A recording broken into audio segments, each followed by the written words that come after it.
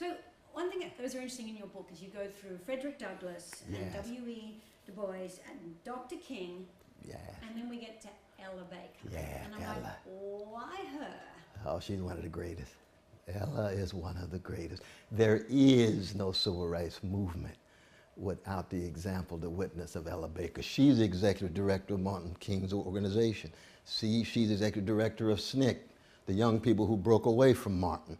Ella's love for people, for black people, working people, poor people, and her deep suspicions of messianic modes of leadership, the charismatic man that people submit to and defer to. She's a Democrat all the way down.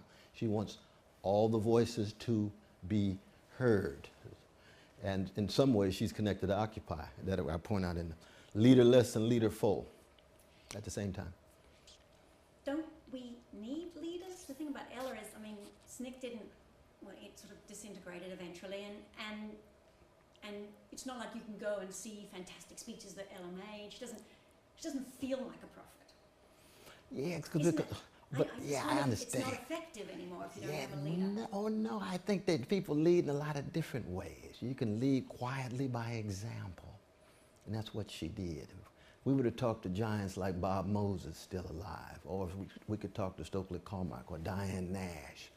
They would say Ella was one of the great leaders because you can see by example she was someone who both inspired you, role of leadership, right?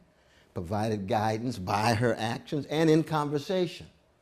But she's like a jazz musician, that she's antiphonal, it's a call and response. She's in conversation. She's not pontificating from above. She's having conversation on a horizontal level. And that's genuine leadership. But it's a different kind of leadership than Martin being charismatic and out there. But for me, there is no Martin King's movement without an Ella Baker's intelligence, imagination, and courageous witness.